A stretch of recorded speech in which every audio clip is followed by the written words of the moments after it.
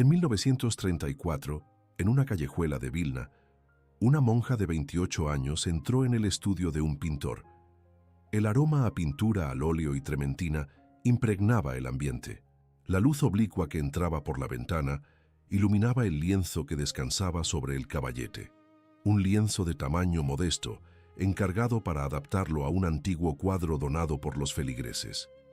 Durante 6 meses, aquella monja había acudido semanalmente a ese estudio para supervisar cada detalle de la pintura. La posición de la mano alzada, la dirección de los rayos, el color del hábito, el ángulo del rostro. Y ahora, ante el cuadro terminado, lo contemplaba en silencio. Y lloraba. No lloró lágrimas de alegría, lloró porque la imagen no era tan hermosa como la que había visto. Regresó a la capilla del convento, se arrodilló ante el Santísimo Sacramento y le dijo a Jesús: ¿Quién te pintará tan hermoso como eres? Y la respuesta que recibió lo cambió todo. Jesús no dijo que la pintura fuera perfecta, no alabó la técnica del artista, dijo que la grandeza de esa imagen no residía en la belleza de la pintura ni en la destreza del pincel, residía en la gracia que él mismo derramaría a través de ella. El pintor podía fallar, la misericordia no. Aquella monja se llamaba Elena Kowalska. El mundo la conoce como Santa Faustina, y ese cuadro, el mismo que ella consideraba insuficiente, ante el cual derramó lágrimas de frustración, es hoy la imagen religiosa más reproducida del siglo XX, presente en millones de iglesias, capillas y hogares de todo el mundo. El cuadro original se encuentra en el Santuario de la Divina Misericordia, en Vilna, Lituania, pero existen copias por todo el planeta. Este domingo 12 de abril de 2026, la Iglesia celebra el Domingo de la Divina Misericordia. Esta festividad existe únicamente gracias a una mujer con tan solo 3 años de escolaridad, rechazada por todos los conventos de Varsovia y tildada de histérica y excéntrica por sus propias compañeras monjas, que escribió 700 páginas de un diario que el Vaticano prohibió durante 20 años. Posteriormente, se convirtió en uno de los libros más leídos de la cristiandad, traducido a más de 20 idiomas. Jesús solicitó esta festividad en 1931. La Iglesia accedió en el año 2000. 62 años transcurrieron entre la solicitud y la respuesta. 62 años en los que el diario fue escrito, prohibido, olvidado, reexaminado, absuelto y proclamado. 62 años en los que una monja murió de tuberculosis a los 33 años, fue enterrada en una fosa común. La devoción que fundó fue condenada por el Vaticano y posteriormente resurgió como la primera santa del tercer milenio. Esta es la historia de cómo la misericordia llegó al mundo a través de las manos de alguien a quien el mundo consideraba insignificante. Elena Kowalska nació el 25 de agosto de 1905 en el pueblo de Głogowiec, en el centro de Polonia. Fue la tercera de 10 hijos de Stanislaus y Mariana Kowalska, campesinos pobres y profundamente católicos. La familia era tan pobre que las hermanas solo tenían un vestido decente y debían turnarse para usarlo en misa. Cada una asistía a una hora diferente. Así, todas iban, pero nunca juntas. Stanislaus comenzaba el día cantando el oficio de la Inmaculada Concepción, una devoción que impregnaba la casa con el ritmo de la oración desde el amanecer. Mariana les enseñó a los niños que Dios estaba presente en cada detalle de la vida. Elena solo pudo asistir a la escuela durante 3 años porque la familia necesitaba que trabajara, pero según cuentan, poseía una inteligencia aguda y una memoria prodigiosa. A los 7 años, durante una exposición del Santísimo Sacramento en la parroquia de Świnicewarki, Elena escuchó por primera vez la voz de Dios en su alma. No era un sonido externo, sino una claridad interior, una vocación que más tarde describió en su diario como una invitación a una vida más plena. La niña no se lo contó a nadie.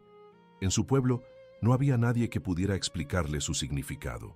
No había director espiritual, ni convento cerca, ni libros sobre misticismo. Lo mantuvo todo en silencio, pero la vocación no cesó. Siempre regresaba, como una corriente subterránea que la impulsaba hacia la superficie de su vida.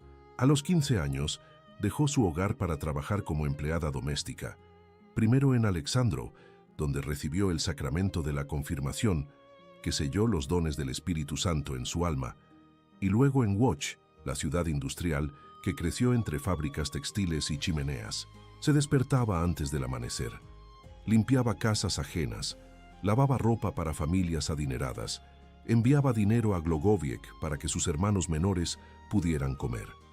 Era diligente, obediente y discreta. Nadie que la empleara sospechaba la pasión que ardía en el interior de aquella muchacha delgada y callada.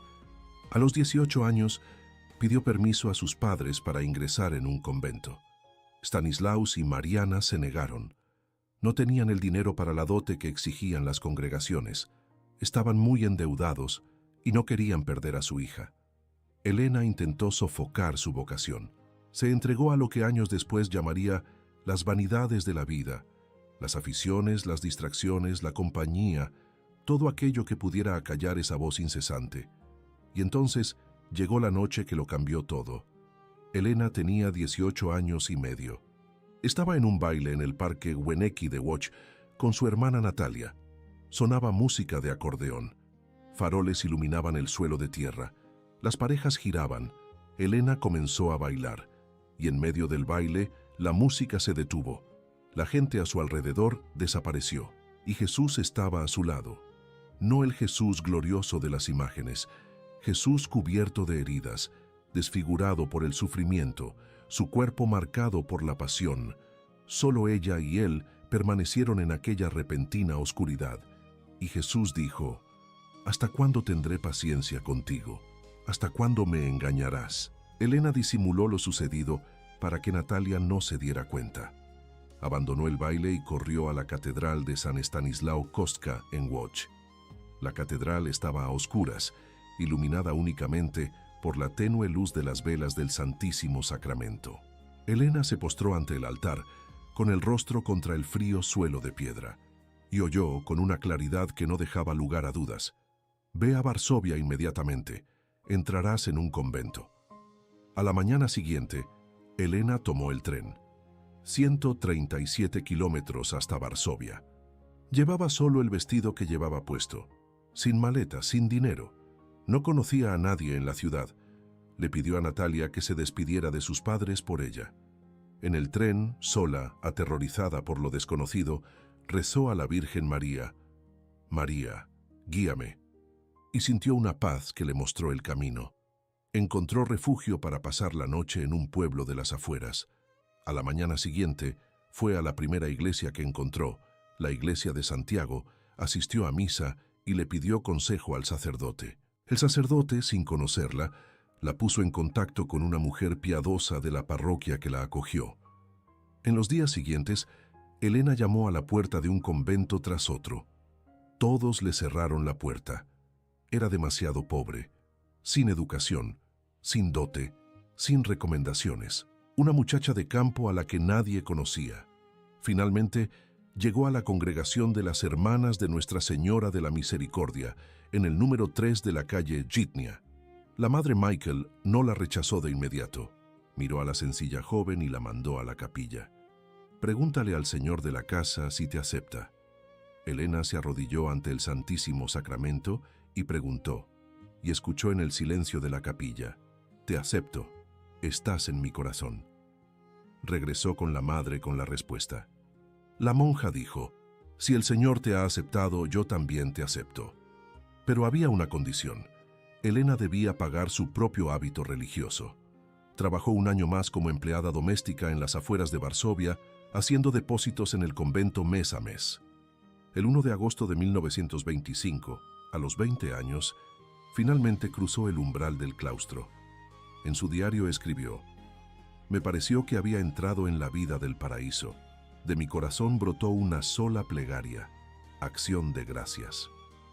La madre Michael anotó en los registros de la congregación que Elena no era nadie especial. El 30 de abril de 1926, Elena recibió el hábito y el nombre religioso de Sor María Faustina del Santísimo Sacramento. El nombre Faustina Proviene del latín y significa afortunada o la bienaventurada. Es el nombre de una mártir cristiana del siglo II que murió por profesar su fe. Durante 13 años, la hermana Faustina vivió la vida ordinaria de una monja sin ninguna distinción externa. Trabajó como cocinera en Varsovia, preparando comidas para las hermanas y las estudiantes internas. Como jardinera en Vilna, cultivaba verduras y cuidaba las flores del convento. Como portera en Cracovia, abría y cerraba la puerta decenas de veces al día. Pelaba patatas, barría los pasillos y lavaba ollas. Cumplió con el horario, obedeció las reglas y participó en la liturgia diaria. En una ocasión, mientras trabajaba en la cocina, tuvo que escurrir el agua de una enorme olla de papas, una tarea que requería una fuerza que no poseía. Le pidió ayuda a Jesús. La noche siguiente, al abrir la olla, encontró rosas rojas en lugar de papas. Jesús le dijo: «Transformo tu esfuerzo en ramos de flores, y su fragancia asciende a mi trono». Faustina aprendió allí que la grandeza no reside en las grandes obras, sino en el gran amor con que se realizan las pequeñas. Exteriormente, nada extraordinario. Las hermanas que vivían con ella la describían como reservada y tranquila, pero a la vez natural, alegre y llena de bondad. Nadie sospechaba lo que ocurría en su interior. La vida interior de Faustina era tan secreta como la cocina donde trabajaba. Hasta la tarde del 22 de febrero de 1931, Faustina se encontraba en su celda del convento de Płock. El invierno polaco congelaba las ventanas. La nieve cubría los tejados de la ciudad. El convento dormía en silencio. De repente, la oscuridad de la celda se desvaneció. Una luz envolvió toda la habitación. Una luz que no provenía de ninguna fuente visible. Jesús estaba ante ella, vestido de blanco. Una mano alzada en señal de bendición. La otra tocaba la túnica sobre su pecho. Y de la túnica entreabierta, dos inmensos rayos, uno rojo, otro pálido, emanaban en direcciones opuestas e iluminaban las paredes encaladas. Faustina permaneció inmóvil. Jesús habló: «Pinta una imagen según el modelo que ves, con la inscripción: Jesús, en ti confío. Deseo que esta imagen sea venerada primero en tu capilla y luego en todo el mundo». Y añadió la petición que tardaría 62 años en cumplirse: «Deseo que el primer domingo después de Pascua sea la fiesta de la misericordia». Faustina no sabía pintar.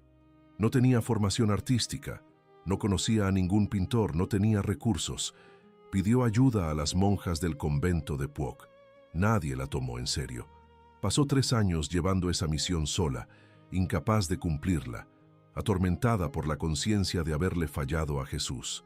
La angustia era tan grande que Jesús la advirtió con palabras que la hicieron temblar: «Si descuidas la pintura de esta imagen y toda la obra de misericordia, serás responsable de muchas almas en el día del juicio».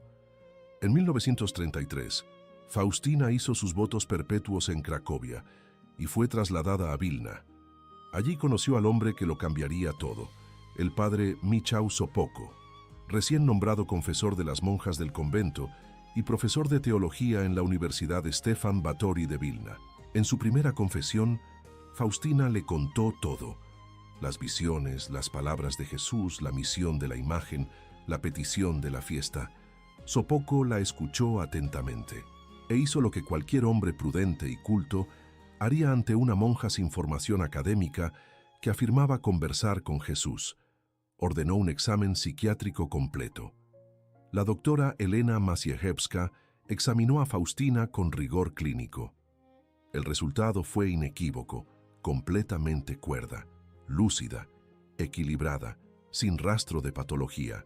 Desde ese momento Sopocko creyó y comenzó a actuar. En enero de 1934 le presentó a Faustina al pintor Eugeniusz Kazimierowski, profesor de la misma universidad y vecino suyo en el edificio. El estudio estaba a pocos pasos del apartamento del sacerdote. Durante 6 meses, Faustina acudió al estudio al menos una vez por semana. Se sentaba frente al caballete y describía cada detalle de la visión con la precisión de quien observa algo que aún ve. La posición de los dedos, la inclinación de la cabeza, la dirección e intensidad de los rayos. Corregía lo que no se correspondía con lo que había contemplado. Cuando el pintor tenía dudas sobre algún elemento, Faustina le planteaba la pregunta a Jesús en oración y regresaba al estudio con la respuesta. El propio padre Sopoco se ponía un alba, la túnica blanca que los sacerdotes usan bajo la casulla durante la misa, y posaba para el pintor, sirviendo de modelo para la figura de Jesús. La pintura era una obra de obediencia compartida. Faustina obedecía a Jesús, el pintor obedecía a Faustina, y Sopoco los apoyaba a ambos con su fe y su autoridad. Cuando el cuadro estuvo terminado, llegó el momento que da inicio a este relato. Faustina contempló el lienzo y lloró. Escribió en su diario: «Cuando fui a casa del pintor que estaba pintando la imagen y vi que no era tan hermosa como Jesús, me entristecí mucho, pero guardé esa tristeza en lo más profundo de mi corazón. Fue a la capilla y desahogó su dolor. Y Jesús le respondió que la belleza de la imagen no residía en la habilidad del artista, sino en la gracia que él mismo haría fluir a través de ella». En abril de 1935, durante la clausura del Jubileo de la Redención del Mundo, que conmemoraba el 1900 aniversario de la Pasión del Salvador, la pintura se exhibió por primera vez para la veneración pública. El lugar elegido fue Ostra Brama, el santuario mariano más venerado de Vilna, dedicado a Nuestra Señora Madre de la Misericordia. La imagen se colocó en lo alto de un gran ventanal, de modo que pudiera verse desde lejos, incluso desde las calles aledañas. El padre Sopoco predicó el primer sermón sobre la Divina Misericordia. Todo sucedió el primer domingo después de Pascua, justo el día que Jesús había pedido. Faustina estaba allí, en medio de la multitud, anónima entre los fieles. Escribió en su diario que vio el brazo de Jesús en la imagen moverse y trazar una gran señal de la cruz sobre todos los presentes. Y añadió: «Ahora entiendo que la obra de la redención está ligada a la obra de misericordia que el Señor exige». Ese mismo año, en septiembre, Jesús le dictó a Faustina la coronilla de la Divina Misericordia, una oración que utiliza las cuentas de un rosario común y que pide al Padre Eterno la ofrenda del cuerpo, la sangre, el alma y la divinidad de Jesucristo como expiación por los pecados del mundo. Jesús le dijo a Faustina que, mediante esa coronilla, se podía obtener todo lo que estuviera de acuerdo con su voluntad, y le ordenó que lo escribiera todo. Faustina obedeció, pero hubo un momento de terror. Un ser que se presentó como un ángel la convenció de que debía quemar el primer cuaderno. Faustina obedeció esa voz, y solo después descubrió que era el diablo. Tuvo que reescribir todo de memoria, entrelazando recuerdos del pasado con experiencias del presente. Por eso el diario no sigue un orden cronológico. Consta de 700 páginas manuscritas, llenas de tachaduras, faltas de ortografía y correcciones apresuradas, escritas por una mujer con 3 años de escolaridad, fuera de sus deberes religiosos, en secreto, en el único idioma que conocía. Es el único texto místico, compuesto originalmente en polaco. El padre Sopoco, que no tenía tiempo para escuchar las largas confesiones de Faustina en el confesionario, le indicó que escribiera en un cuaderno y se lo llevara de vez en cuando. Así nació el diario. La obediencia a su confesor produjo el documento que transformaría la devoción de más de 100 millones de católicos en todo el mundo. Faustina falleció el 5 de octubre de 1938 en Cracovia. Tenía 33 años, la misma edad que Cristo al morir en la cruz. La tuberculosis la había consumido durante los 2 últimos años de su vida. En sus últimos meses, internada en el sanatorio Prądnik, apenas podía comer. Tosía sangre. Sudaba por las noches. Su cuerpo, que nunca había sido robusto, se había convertido en una sombra. Pero sus visiones se intensificaron a medida que su carne se consumía, como si su alma, al descomponerse su cuerpo, se liberara para ver lo que sus ojos no podían alcanzar. Durante 14 días consecutivos en el sanatorio, recibió la Sagrada Comunión de un ángel, pues no había ningún sacerdote disponible en ese momento. Faustina describió al ángel con naturalidad en su diario, como quien describe una visita esperada. Cuando el padre Sopoco la visitó por última vez, el 26 de septiembre de 1938, escribió que parecía un ser de otro mundo.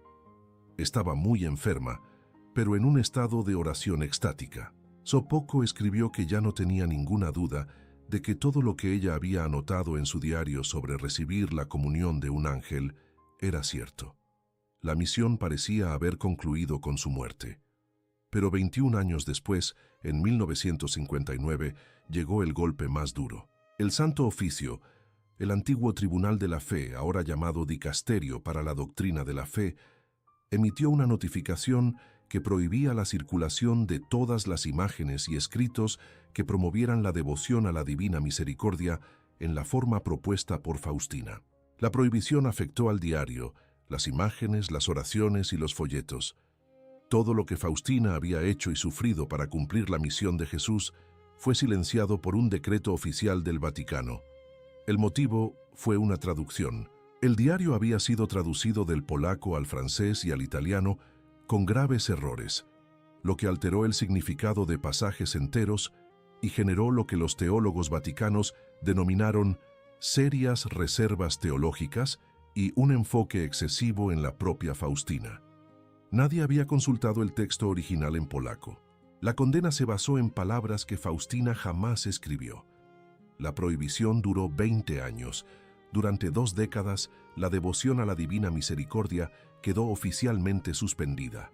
Se retiraron las imágenes de las capillas, se recogieron los folletos. El rosario no podía promoverse públicamente. Para quienes conocían la historia de Faustina, parecía que todo había sido en vano, que la monja sin educación, después de todo, no había sido más que una ilusión. Pero en Cracovia, alguien sabía que ese no era el caso. Karol Wojtyła tenía 21 años cuando murió Faustina.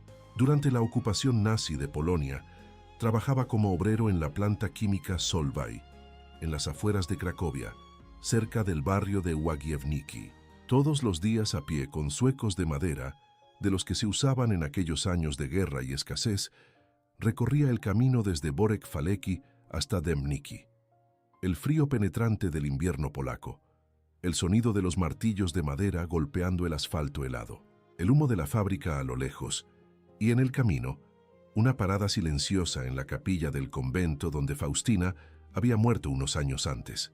Dentro de la capilla, la imagen de la Divina Misericordia, la segunda versión pintada por Adolf Heiwa en 1943 en agradecimiento por haber salvado a su familia durante la guerra, estaba iluminada por una vela. El joven obrero rezaba allí de rodillas, con las manos callosas por el trabajo en la fábrica. Nadie sabía quién era. Nadie imaginaba en quién se convertiría. En 1965, siendo ya arzobispo de Cracovia, Karol Wojtyła recibió autorización del Santo Oficio para iniciar un proceso de investigación sobre la vida y las virtudes de Faustina. Ordenó una revisión del diario en su idioma original, el polaco. El teólogo Ignacy Rojicki dedicó casi 10 años a este minucioso análisis. Su conclusión fue categórica. Las revelaciones de Faustina eran auténticas. No había ningún error teológico en el original. La condena del Santo Oficio se había basado enteramente en una traducción defectuosa. En 1978 se levantó la prohibición, y ese mismo año Karol Wojtyła fue elegido papa, adoptando el nombre de Juan Pablo II. 2 años después, en 1980, publicó la encíclica Dives in Misericordia, rica en misericordia, en la que desarrolló teológicamente la experiencia mística de Faustina. El 18 de abril de 1993 beatificó a Faustina. El 30 de abril del año 2000, el segundo domingo de Pascua, exactamente el día en que Jesús le había pedido a Faustina que se casara con él 62 años antes, la canonizó en la plaza de San Pedro ante miles de peregrinos de todo el mundo. En su homilía de aquel día, Juan Pablo II afirmó que la misericordia es quizás el segundo nombre del amor, entendido en su aspecto más profundo, en su capacidad para satisfacer toda necesidad y, sobre todo, en su inmensa capacidad de perdón. Y declaró que a partir de ese momento, el segundo domingo de Pascua se llamaría Domingo de la Divina Misericordia en toda la Iglesia Universal. El 17 de agosto de 2002, Juan Pablo II regresó a Polonia por última vez. Consagró la Basílica de la Divina Misericordia en Łagiewnicki, un templo con forma de barco construido junto al convento donde vivió y murió Faustina, concebido como un arca de la Alianza contemporánea. La basílica tiene capacidad para 5.000 personas. El sagrario, en el centro del presbiterio, es un globo terráqueo dorado con los continentes dibujados, rodeado por un arbusto mecido por el viento, símbolo del mundo moderno sacudido por las tormentas. Y ese día el Papa, ya visiblemente afectado por la enfermedad de Parkinson, con voz temblorosa y manos que apenas sostenían el báculo, miró a la multitud y dijo con emoción: ¿cómo se podía imaginar que aquel hombre con suecos consagraría algún día la Basílica de la Divina Misericordia en Łagiewnicki? Ese mismo día, consagró el mundo entero a la Divina Misericordia. Dijo que realizaba este acto con el ardiente deseo de que el mensaje del amor misericordioso de Dios llegara a todos los habitantes de la tierra, y pidió que se cumpliera la promesa que Jesús le había hecho a Faustina. De aquí debe surgir la chispa que preparará al mundo para mi venida final. El Evangelio que la Iglesia proclama este domingo, el Evangelio de Juan, capítulo 20, versículos 19 al 31, muestra el primer gesto de Jesús después de su resurrección. No es un milagro espectacular, no es un sermón ante multitudes, es un soplo. Jesús entra en el cenáculo con las puertas cerradas, muestra sus manos y su costado a los discípulos asustados y dice: «La paz sea con ustedes». Luego, sopla sobre ellos y dice: «Reciban el Espíritu Santo. A quienes perdonen los pecados, les serán perdonados. A quienes no los perdonen, no les serán perdonados». Lo primero que hace el resucitado es otorgar a los apóstoles el poder de perdonar. Con ello, instituye lo que la tradición de la Iglesia reconoce como el fundamento del sacramento de la reconciliación: la confesión. La misericordia no es un sentimiento, es un sacramento. Es lo que sucede cada vez que un penitente se arrodilla en el confesionario y escucha las palabras de la absolución. Faustina lo sabía. La confesión y la Eucaristía eran el centro absoluto de su vida. Se confesaba cada semana, incluso cuando las demás hermanas la miraban con recelo, incluso cuando la llamaban excéntrica, incluso cuando dudaban de su cordura. Jesús le dijo a Faustina que ese domingo se abren todas las compuertas de la misericordia y que el alma que se acerca a la confesión y a la comunión recibirá el perdón completo de los pecados y de la pena. No se trata de una devoción cualquiera, es una promesa ligada a los sacramentos. La última entrada del diario de Faustina no tiene fecha. Los estudiosos creen que fue escrita a mediados de junio de 1938, cuando ya no tenía fuerzas para sostener un lápiz. No es una despedida, no es un resumen, es un susurro. Escribió: «La majestad de Dios me rodea, no hay mejor manera de prepararme. Estoy completamente envuelta en Dios. Mi alma se inflama con su amor. Solo sé que amo y soy amada. Eso me basta. Me esfuerzo al máximo por ser fiel al Espíritu Santo durante todo el día y por cumplir sus exigencias. Me esfuerzo al máximo por alcanzar el silencio interior para poder escuchar su voz». Y la frase termina con puntos suspensivos, no con un punto. Puntos suspensivos, como si la historia no hubiera terminado, como si la mano que escribía simplemente se hubiera detenido, no por elección, sino porque el cuerpo ya no podía seguir el ritmo del alma. En sus últimos días, la hermana Crescentia se acercó al lecho de Faustina y le preguntó: «Hermana, ¿no le teme a la muerte?». Faustina respondió con una serenidad que impresionó a todos los presentes: «¿Por qué habría de temerle? Todos mis pecados e imperfecciones serán consumidos como paja en el fuego de la divina misericordia». El 5 de octubre de 1938, sumida en la agonía, Faustina anunció a las hermanas: «Hoy Jesús vendrá a buscarme». Las monjas se reunieron alrededor de su cama y rezaron. La mente de Faustina comenzó a desvanecerse. En la pared, el crucifijo. En la habitación, la tenue luz de una tarde de finales de otoño en Cracovia. Su respiración se volvía cada vez más dificultosa. Sus manos yacían abiertas sobre la sábana blanca, las mismas manos que pelaban patatas, cultivaban flores, abrían puertas y escribieron 700 páginas sobre el amor de Dios. Murió a las 10:45 p.m., en silencio, en paz. Las hermanas que la acompañaron en sus últimos días dijeron haber sentido la presencia de Dios en aquella habitación, no como una idea, sino como algo casi palpable, como el peso del aire antes de una tormenta, pero impregnado de paz. Incluso quienes durante años la habían tratado con indiferencia o desconfianza, manifestaron la misma sensación. Antes de morir, Faustina escribió una frase que se convirtió en profecía. Estoy segura de que mi misión no terminará con mi muerte, sino que comenzará. Oh almas incrédulas, descorreré los velos del cielo para convenceros de la bondad de Dios, para que no sigáis hiriendo el dulcísimo corazón de Jesús con vuestra desconfianza. Hoy, el cuerpo de Faustina reposa en un ataúd de mármol en la Basílica de Łagiewnicki en Cracovia. Más de 2 millones de peregrinos pasan por allí cada año, procedentes de decenas de países, arrodillándose ante los restos mortales de una mujer a la que el mundo no consideraba nadie. La imagen de ella llorando por no ser lo suficientemente bella está presente en iglesias de todos los continentes. El diario que el Vaticano prohibió ha sido traducido a más de 20 idiomas y se ha convertido en uno de los libros religiosos más leídos del mundo. La coronilla que Jesús le dictó una noche de septiembre en Vilna es rezada diariamente por millones de fieles a las 3 de la tarde. La hora de la misericordia, la misma hora en que Cristo murió en la cruz y cuando el soldado le traspasó el costado con una lanza, haciendo brotar la sangre y el agua que Faustina vio en los 2 rayos de la imagen. La fiesta que Jesús pidió a una monja sin instrucción se celebra hoy en todas las parroquias del mundo.